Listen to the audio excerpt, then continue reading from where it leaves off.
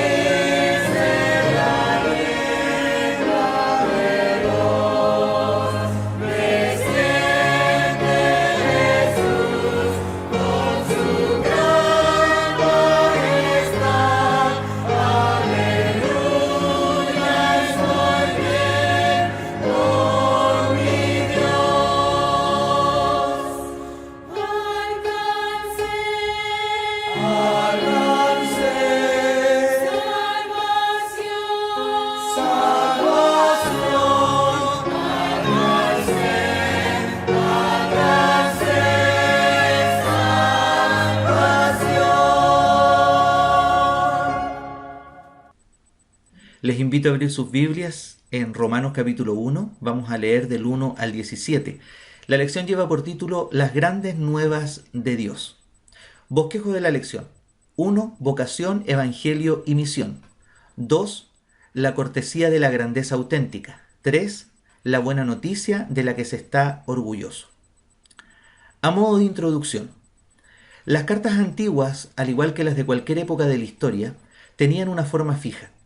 Empezaban con la identidad del remitente, la identidad del destinatario o de los destinatarios y un saludo. La forma era A B, saludos. Después venía una expresión de buen deseo con respecto a las circunstancias del destinatario.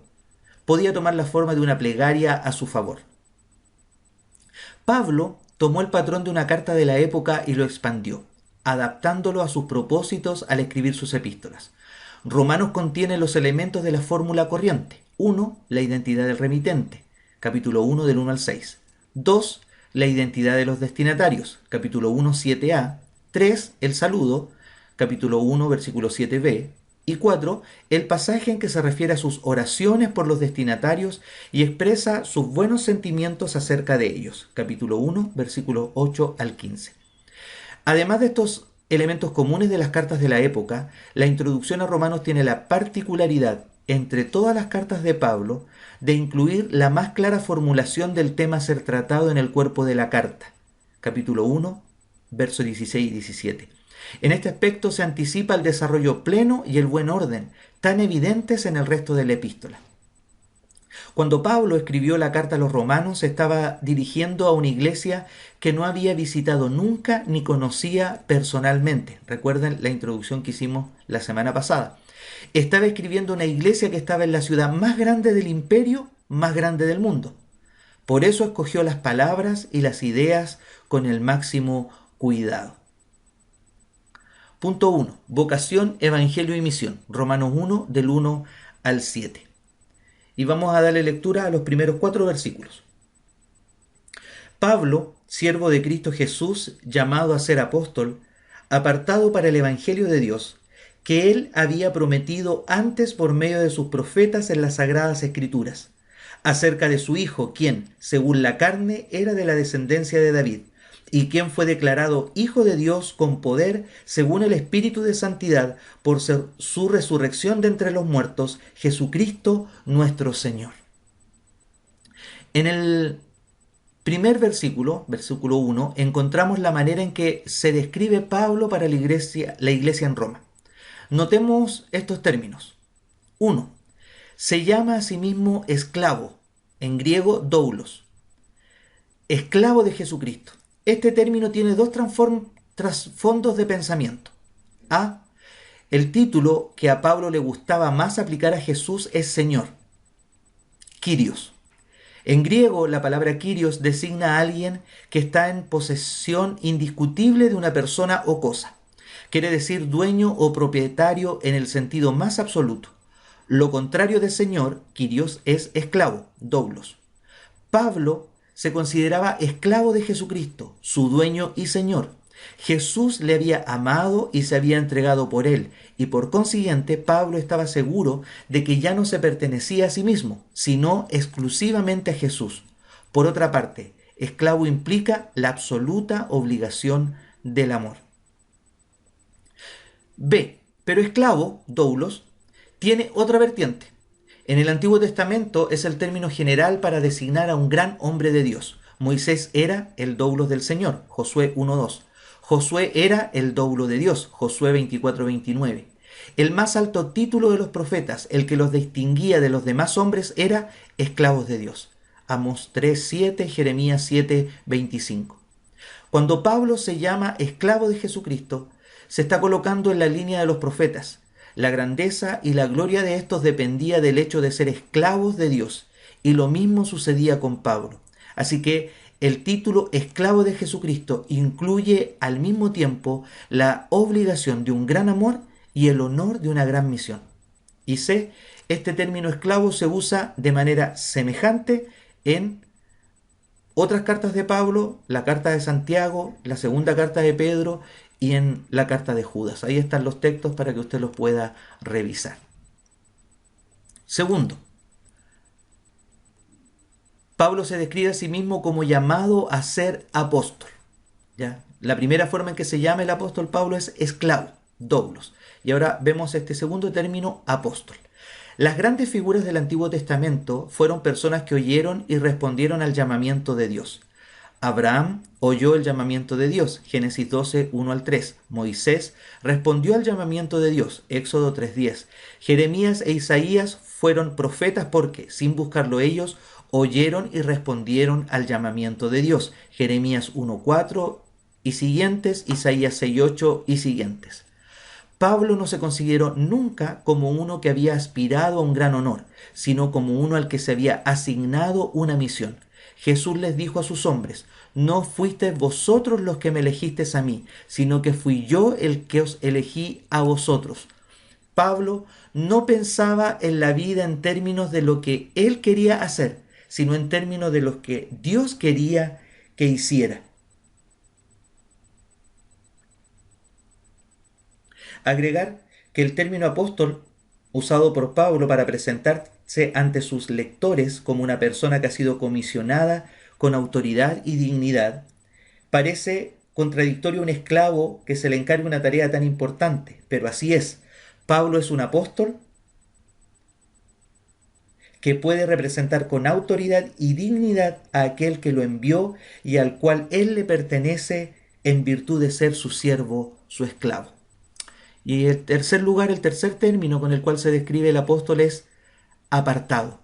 Pablo se describe a sí mismo como apartado para el Evangelio, la buena noticia de Dios. Era consciente de ser un hombre que había sido apartado. 2 veces se le aplica la misma palabra, término griego aphorisein.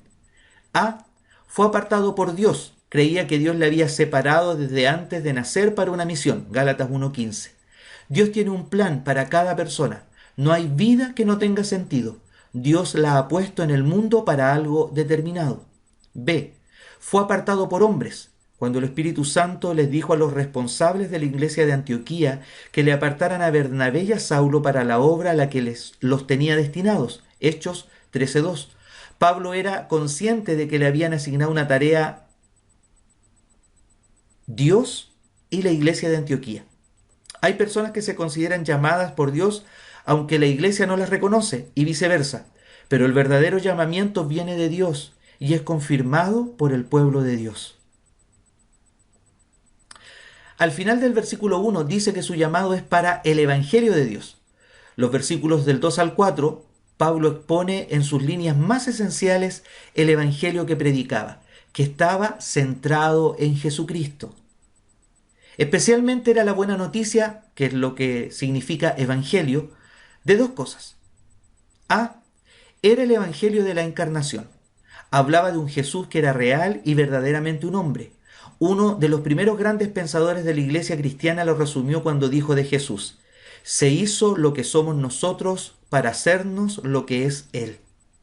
Pablo no predicaba a alguien que no fuera más que una figura legendaria de alguna historia imaginaria, o un semidios, mitad dios y mitad hombre. Predicaba a uno que se había hecho uno con los hombres a los que vino a salvar.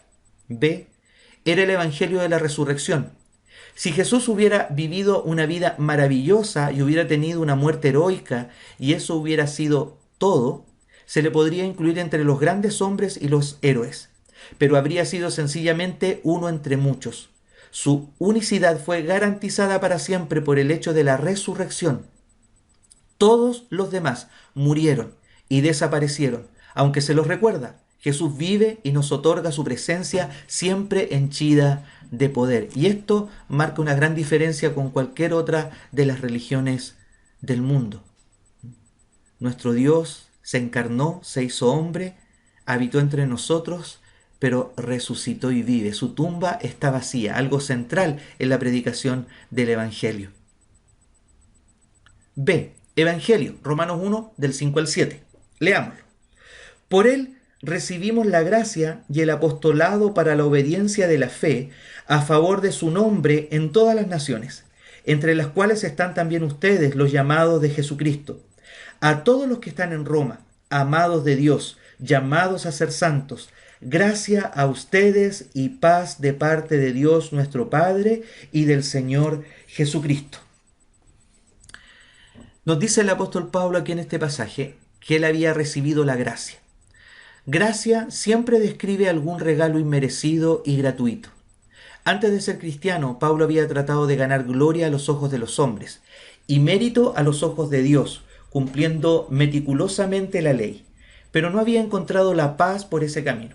Ahora ya sabía que lo importante no es lo que nosotros podamos hacer, sino lo que Dios ha hecho por medio de Jesucristo. Para decirlo con pocas palabras, la ley establece lo que el hombre tiene que hacer. El Evangelio ofrece lo que Dios ha hecho.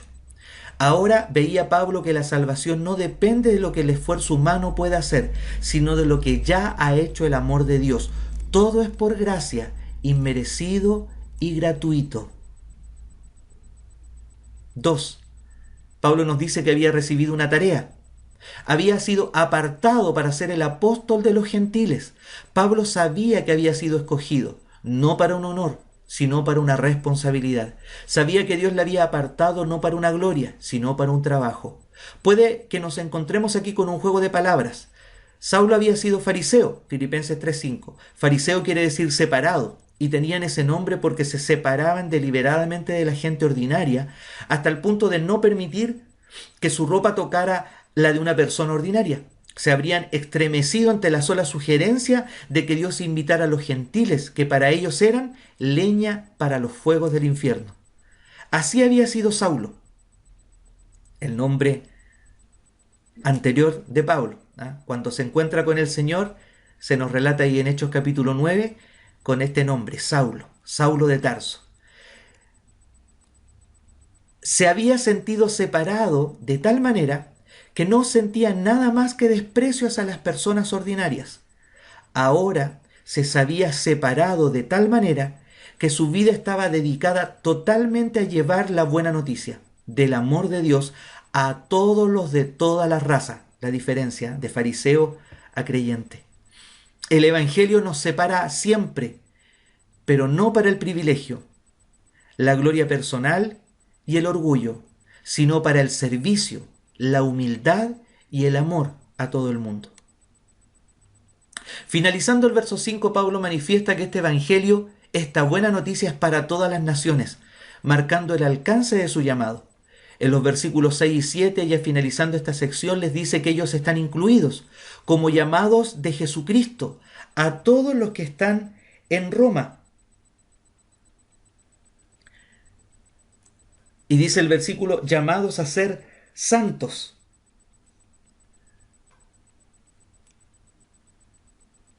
No a una sola iglesia, ya que en la ciudad habían varios grupos de creyentes, como lo describe el último capítulo de la carta.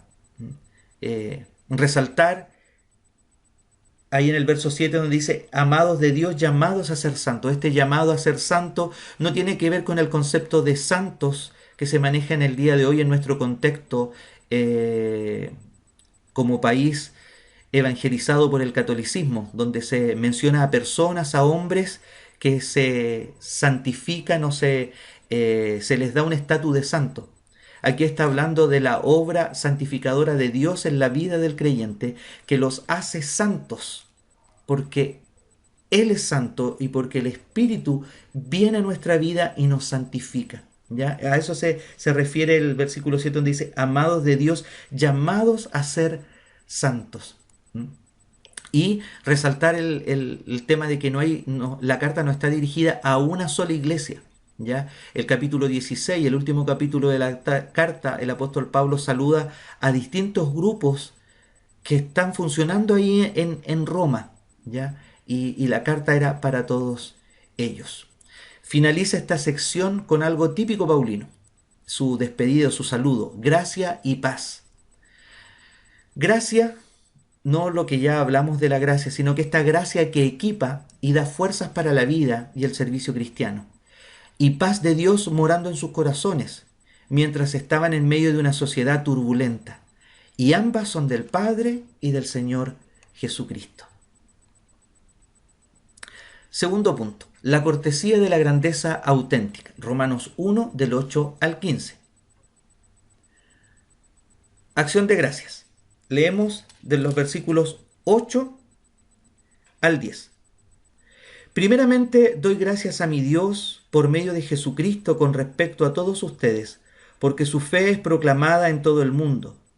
Porque Dios, a quien sirvo en mi espíritu en el Evangelio de su Hijo, me es testigo de que sin cesar me acuerdo de ustedes siempre en mis oraciones, rogando que, si de alguna manera, por la voluntad de Dios, por fin yo sea bien encaminado para ir a ustedes. Después de más de 20 siglos, este pasaje todavía resuma cálido afecto, y podemos sentir el gran corazón de Pablo palpitar de amor hacia la iglesia que todavía no conocía ni siquiera de vista.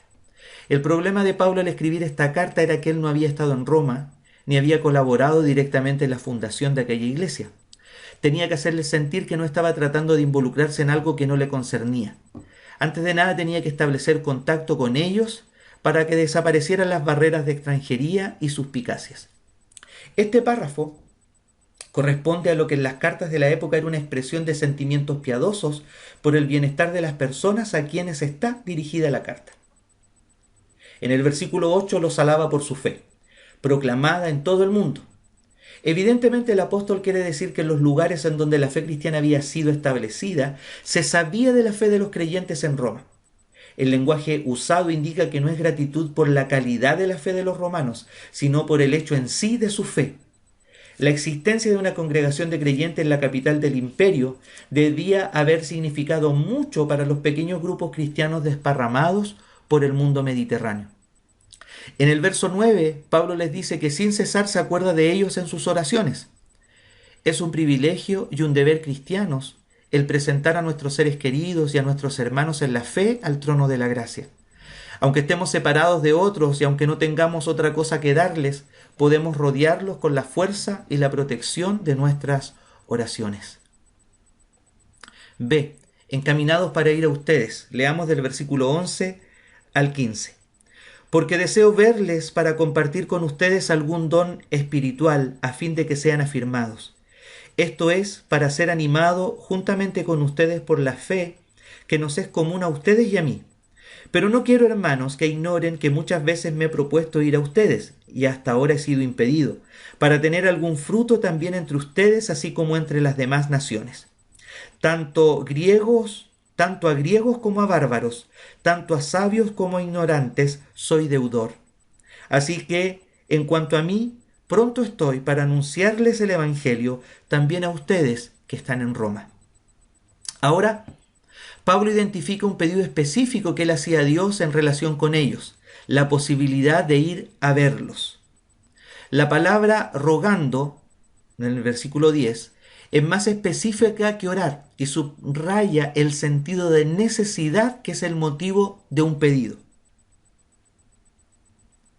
La frase por fin, que es un anhelo largamente postergado, el hecho de que Pablo deseaba desde hace mucho tiempo ir a Roma, es confirmado por otras citas de la carta. En el mismo versículo 13 que leímos, no quiero que ignoren que muchas veces me he propuesto ir a ustedes, y en Romanos 15, 23, también el apóstol manifiesta este anhelo. Dice, pero ahora, no teniendo más lugar en estas regiones y teniendo desde hace muchos años el gran deseo de ir a ustedes, lo haré cuando viaje a España, porque espero verlos al pasar y ser encaminados por ustedes. Versículo 23 y 24 de Romanos 15. Pero no sabríamos que era un deseo que se tenía desde hacía bastante tiempo, salvo por las referencias en la misma carta, lo que acabamos de leer.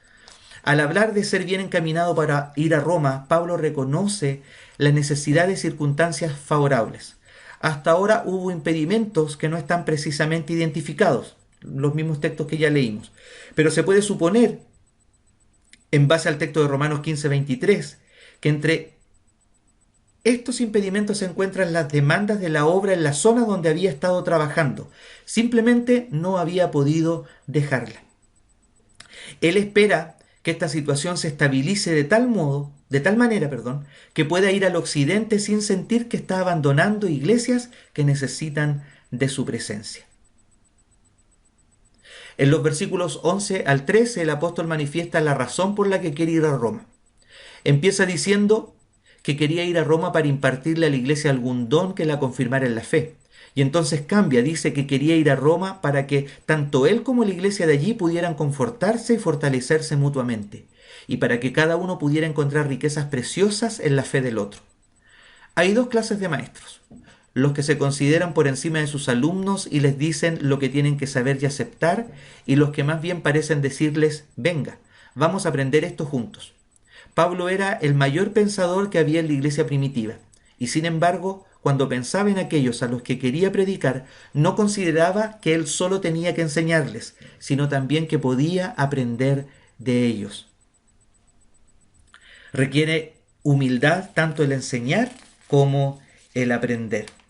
Ahí estamos resaltando en el versículo 12, donde dice: esto es para ser animados juntamente con ustedes por la fe que nos es común a ustedes y a mí. En el versículo 14, el versículo 14 tiene un doble sentido en griego, que es casi imposible traducir. La versión Reina Valera dice: a griegos y a no griegos, a sabios y a no sabios, soy deudor. Pablo estaba pensando en dos cosas cuando escribió eso. A, estaba en deuda con ellos por todas las muestras de afecto que había recibido.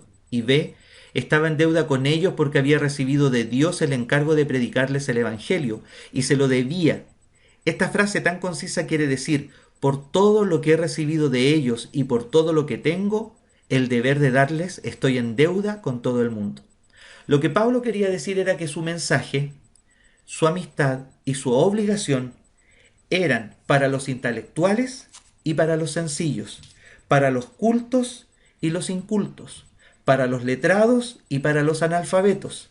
Tenía un mensaje para todo el mundo, y su ambición era llegar a comunicarlo también a Roma. Aquí, cuando habla de griegos y bárbaros, mencionar que los romanos habían absorbido culturalmente las ideas y el idioma de los griegos, y se refería a otros que no hablaban griego cotidiana o fluidamente como bárbaros. Igualmente, los judíos llamaban gentiles a todo aquel que no fuera judío. Por otro lado, se asociaba el ser griego con la sabiduría y el no serlo con la ignorancia o falta de sabiduría. Pablo dice que a todos es deudor.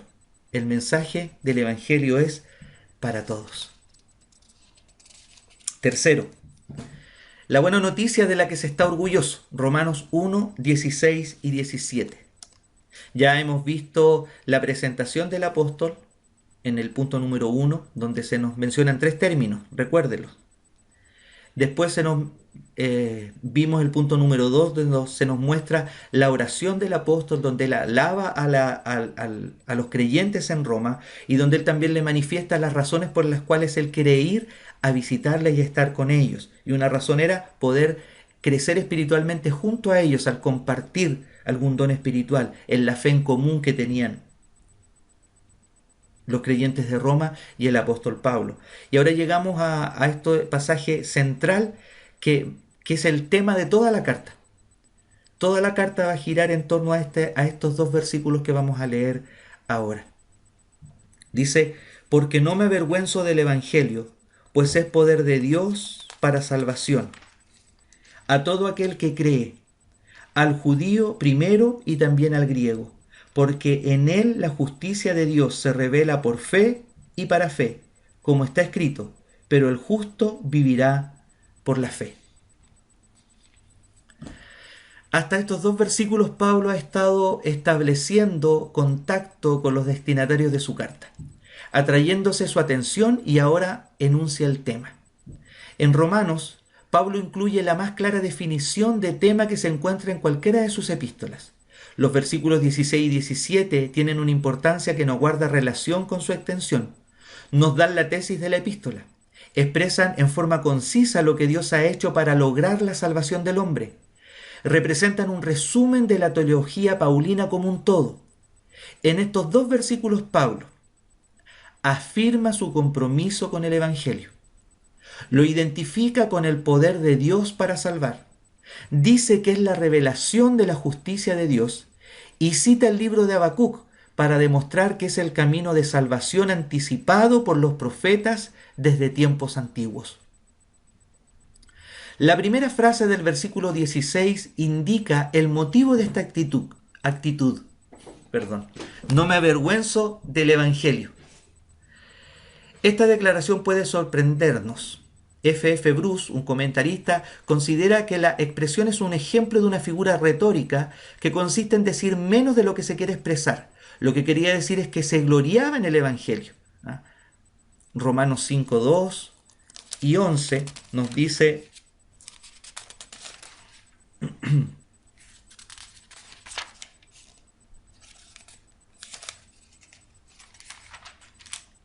por medio de quien también hemos obtenido acceso por la fe a esta gracia en la cual estamos firmes y nos gloriamos en la esperanza de la gloria de Dios. Es el versículo 2 del capítulo 5. Y el 11 dice: y no solo esto, sino que nos gloriamos en Dios por medio de nuestro Señor Jesucristo, mediante quien hemos recibido ahora la reconciliación. Y ahí hay otros pasajes que usted puede buscar: 2 Corintios 10, 17, Gálatas 6, 14, Filipenses 3, 7. Y consideraba el apóstol el proclamar este evangelio un alto privilegio. No obstante, no todos compartían su criterio. Aquí vamos a mencionar algunos otros comentaristas. A.M. Hunter dice: el evangelio de un carpintero crucificado en las calles de la Roma imperial ¿no es una idea tan incongruente como para que uno se avergüence de tal proyecto? El comentario de Crisóstomo, citado por Morris en una nota, es pertinente y dice: Pablo iba a Roma a predicar a Jesús. Tenido por hijo del carpintero, criado en Judea y en la casa de una mujer mala, sin custodia militar y sin el entorno de riqueza. Aún peor, murió como criminal entre ladrones y sufrió muchas otras vergüenzas. Estas son citas de algunos comentaristas. Todas estas cosas podían provocar vergüenza en otros, pero no lo hacían en el apóstol. En cambio, estaba orgulloso del Evangelio. Pablo se ha referido al Evangelio en términos de su contenido y de su relación con el Hijo y con el Padre. Porque no me avergüenzo del Evangelio, pues es poder de Dios para salvación a todo aquel que cree. Y aquí lo menciona con referencia a su eficacia. El apóstol ha experimentado el efecto del Evangelio en su propia vida y ha visto su efecto en la vida de otros. Por eso puede describirlos en términos de poder. Es frecuente la asociación del Evangelio con poder en los escritos paulinos.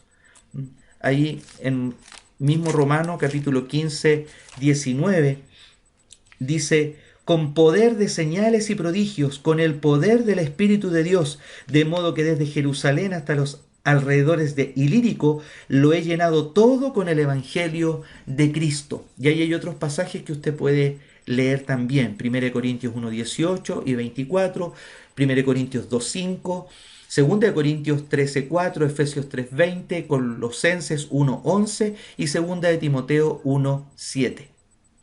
Puede revisar esos pasajes hablando de este tema de la asociación del Evangelio con poder. El apóstol nos dice que el Evangelio contiene poder u ofrece poder, sino que es poder.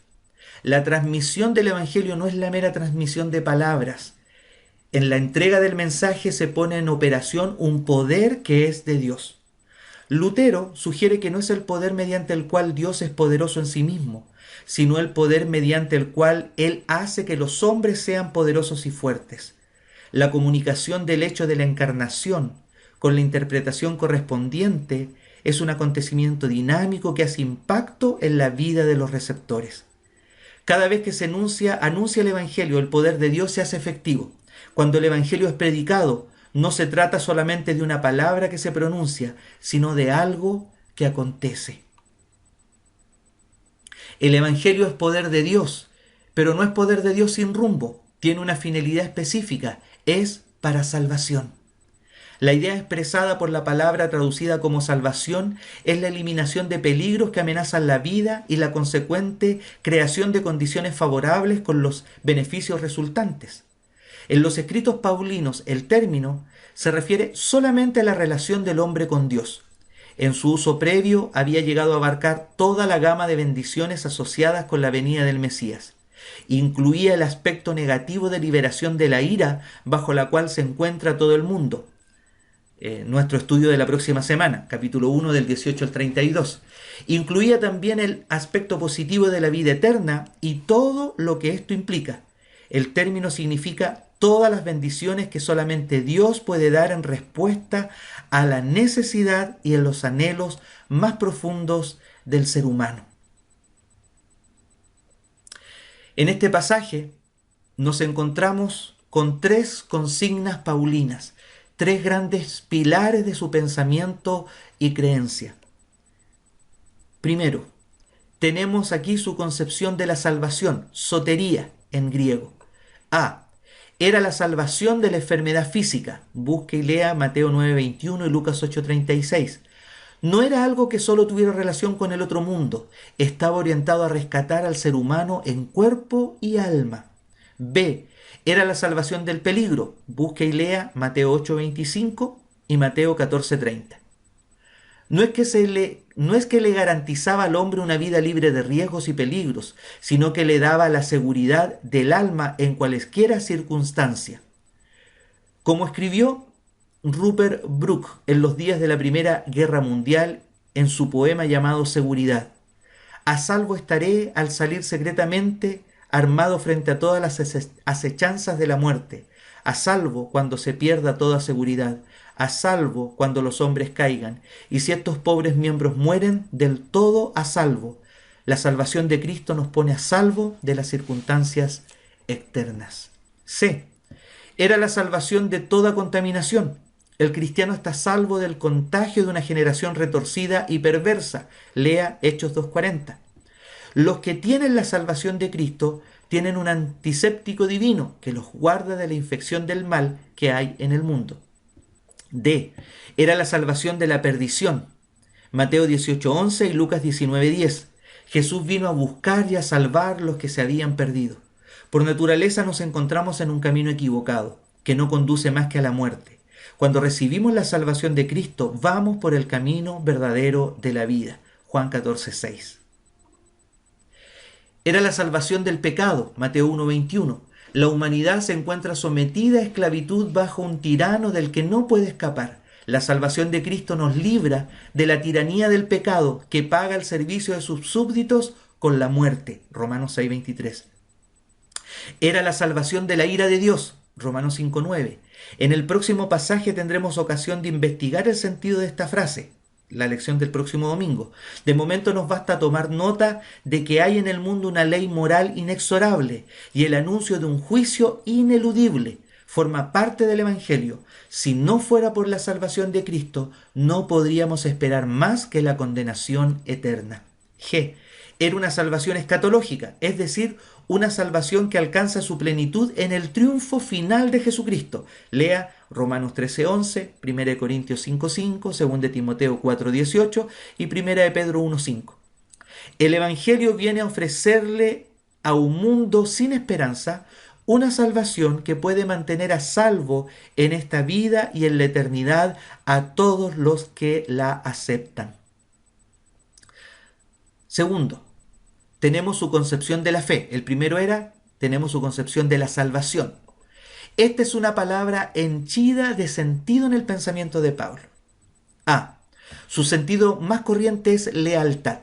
Escribiendo a los tesalonicenses, Pablo quería tener noticias de su fe, es decir, si su lealtad estaba resistiendo la prueba. En 2 Tesalonicenses 1:4 se combinan fe y paciencia o firmeza. La fe es la fidelidad a toda prueba que caracteriza a todo fiel soldado de Jesucristo. Fe quiere decir creencia. La convicción de que algo es verdad. En 1 Corintios 15:17 Pablo le dice a los corintios que si Jesús no resucitó, entonces su fe es inconsistente. Todos los que han creído se derrumba. La fe es el asentimiento al Evangelio, su aceptación como verdad. Fe es sinónimo a veces de la religión cristiana. La fe. En 2 Corintios 13:5 Pablo dice a los que se le oponen que se examinen a sí mismos para ver si realmente se mantienen en la fe, es decir, si son o no cristianos. Fe es a veces equivalente a una esperanza indestructible. Andamos, dice Pablo, no dependiendo de lo que vemos, sino por la fe. 2 Corintios 5:7. Pero en un sentido más característicamente paulino, fe quiere decir aceptación total y confianza absoluta. Es decir, jugarse la vida a que hay Dios y que es como Jesús nos le ha mostrado. Es estar absolutamente seguros de que lo que Jesús ha dicho es la verdad y apostar el tiempo a la eternidad a esa seguridad. Frase final del versículo 16. No me avergüenzo del Evangelio porque es poder de Dios para salvación para todo aquel que cree. Fe. La fe empieza por receptividad, cuando por lo menos estamos dispuestos a escuchar el Evangelio. Sigue por asentimiento de la mente. Después de oír, estamos de acuerdo en que es verdad, pero ese asentimiento mental puede no desembocar en acción. Muchas personas saben que algo es cierto, pero no cambian lo más mínimo en consecuencia. El paso decisivo se da cuando del asentimiento mental se pasa a la entrega total. La fe madura se da cuando alguien escucha el Evangelio, está de acuerdo en que es verdad y se entrega en una rendición incondicional. B. La justicia de Dios. Tercero, tenemos su concepción de la justificación. No hay palabras que sean más difíciles de entender en todo el Nuevo Testamento que justo, justicia, justificar y justificación. En esta carta tendremos ocasión de encontrárnoslas a menudo.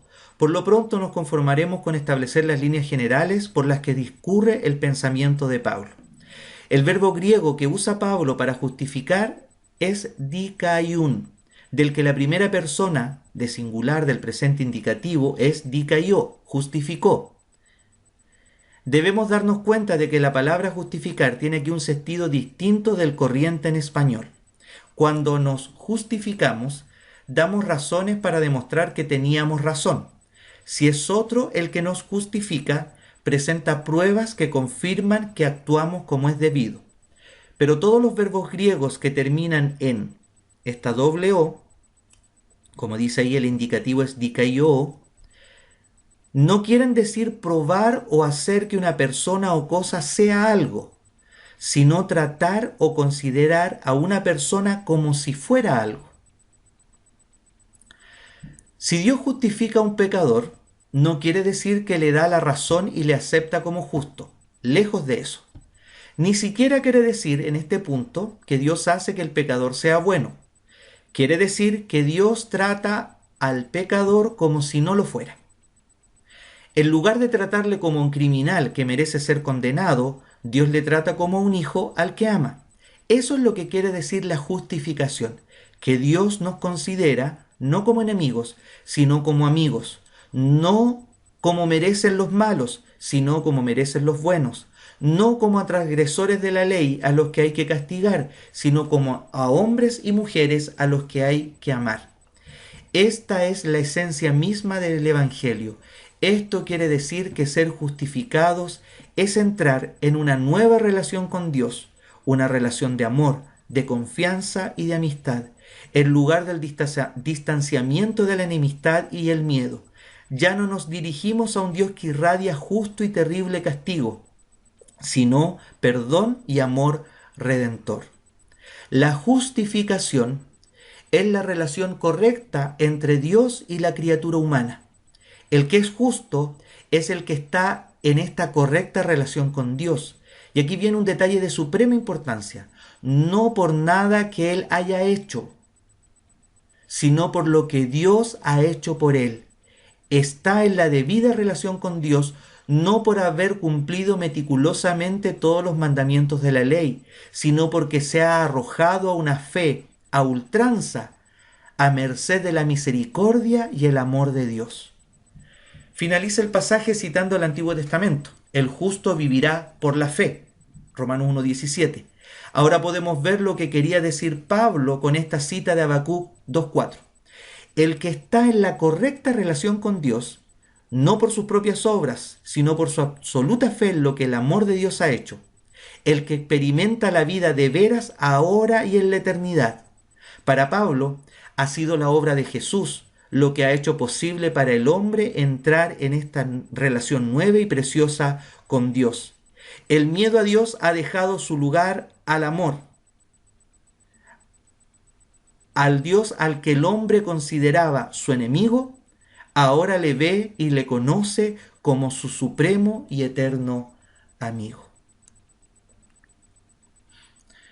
Dejo algunas preguntas para que puedan reflexionar el estudio de esta mañana. Primero, ¿cuáles son los 3 términos con los que se presenta Pablo y qué significan? Segundo, ¿qué es el Evangelio y de qué trata, según lo expuesto por Pablo en la presentación que hace de este? Tercero, ¿de qué manera usted puede ayudar a otro creyente en su crecimiento espiritual, así como Pablo anhelaba ir a Roma a compartir y recibir un don espiritual? Cuarto, ¿cuáles son los 3 grandes pilares del pensamiento y creencia de Pablo? Defina cada uno de ellos. Y 5, escriba una aplicación personal de este pasaje estudiado. ¿Qué significa para usted? Y nuestro texto del día de hoy, Romanos 1, 16, 17. Porque no me avergüenzo del Evangelio, pues es poder de Dios para salvación, a todo aquel que cree, al judío primero y también al griego. Porque en él la justicia de Dios se revela por fe y para fe, como está escrito, pero el justo vivirá por la fe. Romanos 1, 16 y 17. Le invito a que oremos al Señor y demos gracias por su palabra. Amado Dios y Padre Celestial, te agradecemos por tu palabra, te agradecemos por tu evangelio, te agradecemos porque es para todos. Y te ruego, Señor, que tú hables al corazón de cada uno de mis hermanos y hermanas que en esta hora se ha conectado a estudiar tu palabra, Señor, y ha estado leyendo ahí estos primeros versículos del libro de Romanos. Que tu Espíritu Santo traiga la verdad a cada corazón y que tú, Señor, puedas ayudarnos en este crecimiento, en nuestro discipulado contigo. Bendícenos en el nombre de Jesús. Amén. Amén. Y ahora les invito para ya ir terminando nuestra escuela dominical a alabar al Señor. Que Dios les bendiga. Hay unos brazos de amor que en esta noche están abiertos para ti.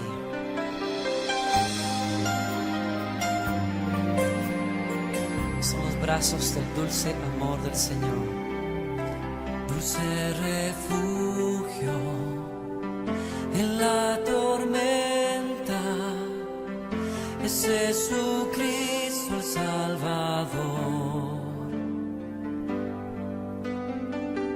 Él me alienta y alimenta con su palabra y su amor. Dulce refugio en la tormenta es Jesucristo el Salvador. Él me alienta y alimenta con su palabra y su amor. Vengo a reposar en Él. Él es mi amigo fiel, una poderosa y fresca unción llenará mi corazón. Dulce refugio en la tormenta es Jesucristo el Salvador.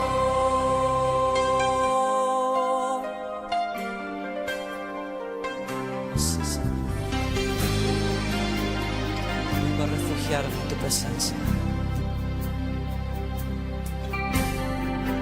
Dulce refugio en la tormenta es Jesucristo el Salvador. Él me alienta y alimenta con su palabra y su amor. Vengo a reposar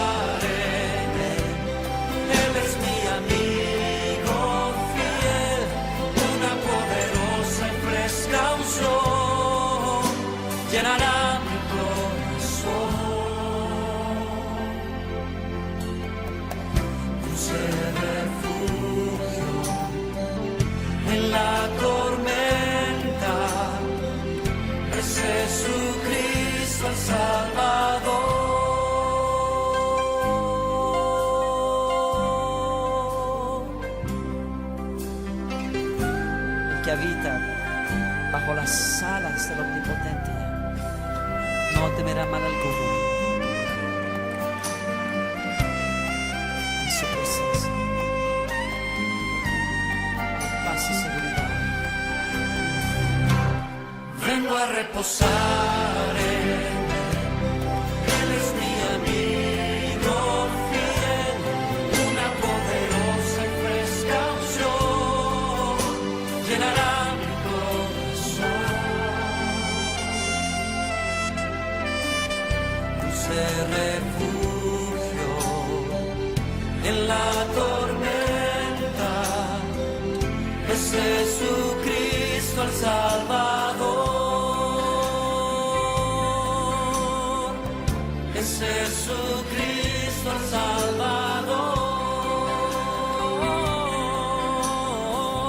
Es Jesucristo el Salvador.